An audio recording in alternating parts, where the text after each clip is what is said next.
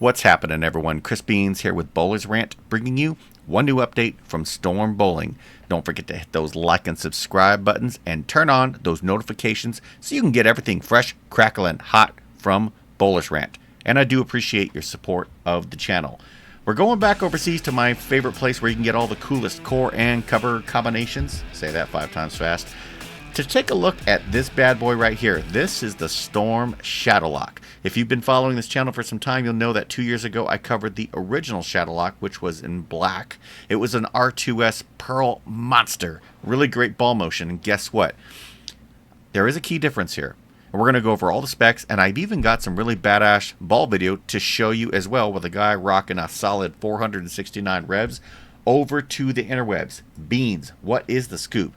You got it, buddy. So here we are. There's a few things to cover here, but the big score here is the fact that this thing is R2S. It says Pearl, but I'm pretty sure this is, yeah, R2S Pro Pearl. So R2S Pro Pearl Reactive. So we're going to scroll down. Here is the official, specs flyer. So this ball has the R2S Pro Pearl Reactive cover stock and the Radx core. We all know about that core. Comes with Reactive Gloss, two-tone red pearl. Gotta tell you, love the color and pour. Flare potential high. The fragrance ginger snap. I don't know what that means, and if it's, is it going to be snappy? I'm not sure. Someone can tell me. The number's at 15 pounds, 2.48 RG with the .054 differential to .018 asymmetric differential. Translation, because this is shiny and it's a pearl and it's got a big core, this has all kinds of boom written all over it, and it's perfect for your medium to light house shot or a transition ball if you're in a heavier sport condition for later in the blocks. Now, what does that translate to in terms of ball motion on the lanes? Well, I'm going to tell you. Check this out. Here we go.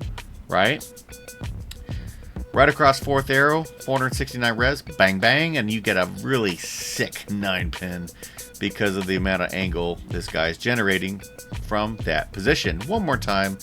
Whoop. Just decided to flip off the 9-pin, and the 9-pin's like, haha. We're going to throw another shot and show a mixer real quick. Here we are, skipping over to here.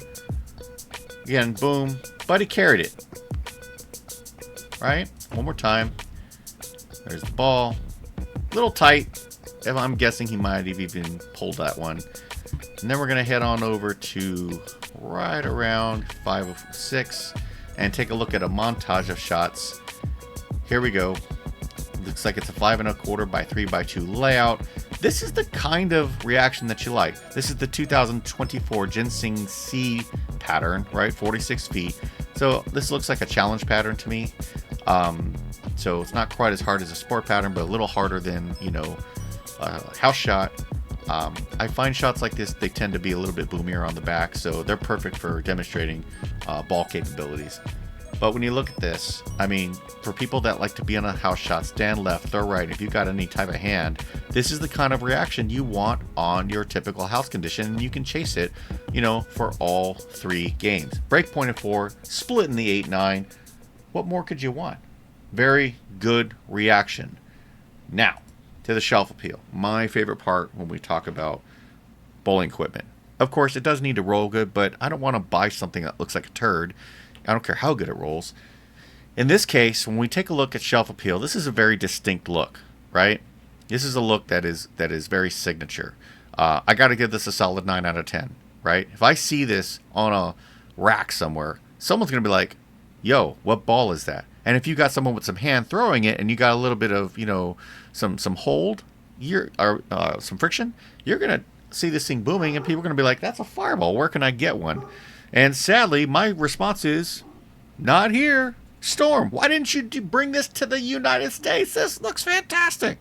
And of course, I wouldn't expect them to. At least with these specs, I don't see any AI core technology, and I would expect them to be really focusing on adding most of their top tier equipment with AI. But in terms of shelf appeal, I think it looks fantastic, and I'd love to see more stuff like this on domestic market. Not just overseas where you get all the cool stuff, right? Which brings us to the end of the video. Of course, couple thoughts I got. Number one, if you like this ball and you're like, I gotta have it, I'm gonna give a link in the video description to my friends over at Bowler Smart. They have an overseas section for rare and overseas bowling balls. You can see a lot of hammer stuff there. Like they just did a Black Widow Toxin. That's really good, by the way. moves like a champ. They have a lot of Storm stuff there too. So take a look, see what you think about, what you see over there. Now, if you tell me, but Beans, I just want this ball, particularly this Shadowlock Red. Well, then the next thing you want to do is head on over to Facebook, become a member of Storm Rotogrit Bowling Balls for Sale, and ask somebody, and there's a good chance somebody will have one, but don't be surprised if someone charges you $350 or more shipped, because shipping is still very expensive, and that is just the cost of doing business. A lot of great information there, and that is what we've got. But it's not about what I think. Again, it's always about what you think. What do you think of the Shadowlock? Do you like the pour? Did you like the ball motion? And if you were to get one, what layout would you go with? Drop me a comment, and as usual, let's continue the conversation. Today's Thursday. It's funky. This is Chris Beans, and I am out of here. See ya.